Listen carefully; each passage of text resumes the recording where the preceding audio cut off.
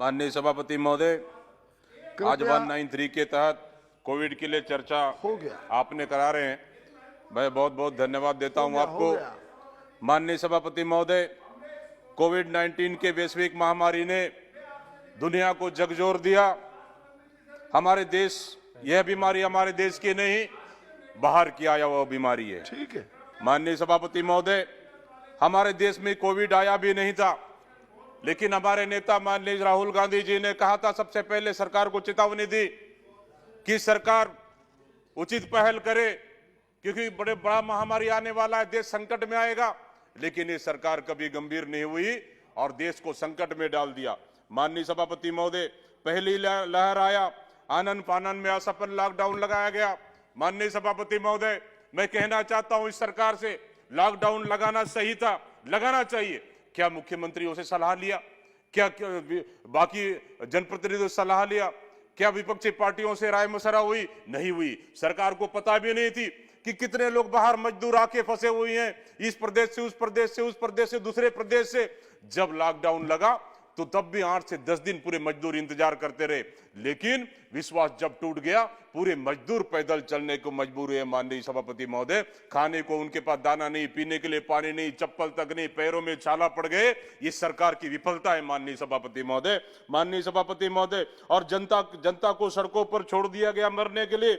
जनता को बचाना तो छोड़, आपने तो ताली बजवाए। हम कब मना कर रहे हैं भी? आपने ताली बजवाए, मोमबत्ती जलाए, अगरबत्ती जलाए, टार्च जलाए, सब जलाए।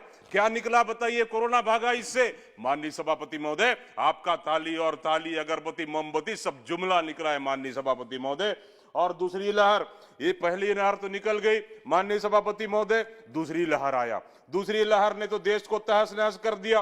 पहले से ही आशंका थी दूसरी लहर आएगी, लेकिन सरकार इसके लिए गंभीर नहीं थी। सरकार सिर्फ चुनाव की तैयारी कर रही थी। माननीय सभापति महोदय, देश की जनता अपनी जान बचाने के लिए कोविड से लड़ रहे थे, और आप पश्चिम बंगाल में पूरे देश के प्रधानमंत्री से लेकर मंत्रिमंडल, आप चुनाव लड़ रहे थे। माननीय सभापति महोदय, देश में अस्पताल नहीं है, 10 बेड नहीं, ऑक्सीजन नहीं है, वेंटिलेटर तक नहीं है, लोग सड़कों पर पड़े हुए हैं, मरीज बनकर पड़े हुए हैं। इस सरकार को बिल्कुल कहीं चिंता ही नहीं है। माननीय सभापति महोदय, देश में एक ऐसा भी तस्वीर आया कि एक बहन अपने पति को बचाने के लिए, उनके पास ऑक्सीजन नहीं है, मुंह में सांस देती रही, लेकिन लास्ट तक अपने पति को नहीं बचा पाई। माननीय सभापति महोदय, तब भी माननीय प्रधानमंत्री जी आप पश्चिम बंगाल में भाषण देते रहे। यूपी में लोगों ने लाशों की ढेर लगे, दफनाने के लिए जगह नहीं, कुत्ते लाश नोचते रहे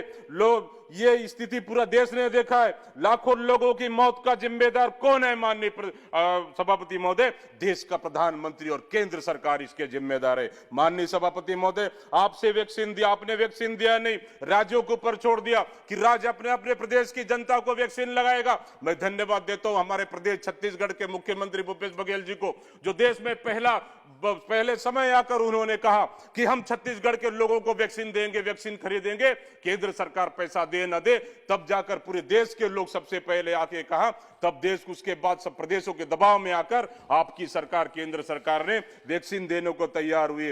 यही नहीं माननीय सभापति महोदय, मैं एक उदाहरण और देना चाहता हूं कि मेरे क्षेत्र लोकसभा में एक टीचर थे माननीय सभापति, अस्पताल में भर्ती हुए, उनको कोविड हुआ और उनकी पत्नी भी अपने घर में क्वारंटाइन थी। जब उनकी मौत हुई और उनको पति की मौत की सदमा में उनकी पत्नी की भी मौत हुई। बेचारी 2 बच्ची थे, एक 5 साल का और एक 3 साल की। उनको पता भी नहीं, उनके माँ और पिताजी दोनों खत्म हुए।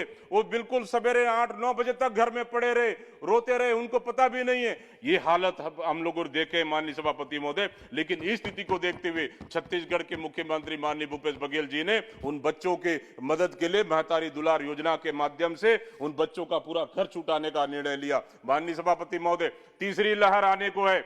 निश्चित रूप से बच्चों के लिए सरकार ने क्या तैयारी किया है, इस सरकार को बताना चाहिए। माननीय सभापति महोदय, कहीं आपका प्लान ये तीसरी लहर के चक्कर में, तीसरी लहर को छोड़कर, बस 1 मिनट में अपनी बात खत्म कर रहा हूं माननीय सभापति महोदय। माननीय सभापति महोदय, ये तीसरी लहर की क्या तैयारी है, सरकार को करना चाहिए। सामने यूपी चुनाव है, कहीं आपका यूपी चुनाव का मिशन तो नहीं है, फिर भाषण देने तो नहीं जानेंगे यूपी चुनाव में। माननीय सभापति महोदय, ये ओमिक्रॉन का दस्तक हुआ है, सरकार इसके गंभीरता से निपटे, क्योंकि दूसरी तीसरी लहर से देश की जनता डरी हुई है, देश की जनता भुगती है। माननीय सभापति महोदय, आपको क्या जाता है माननीय सभापति महोदय? मैं अंत में बस खत्म कर रहा हूं माननीय सभापति महोदय, क्योंकि आप जब नाकाम रहेंगे देश के टीवी में आकर कहेंगे, रोएंगे माननीय सभापति महोदय, हमने ये किया वो किया। अब आंसू बहाने से आपका देश नहीं चलेगा माननीय सभापति महोदय, आपको ये गंभीरता से इसको निपटना पड़ेगा।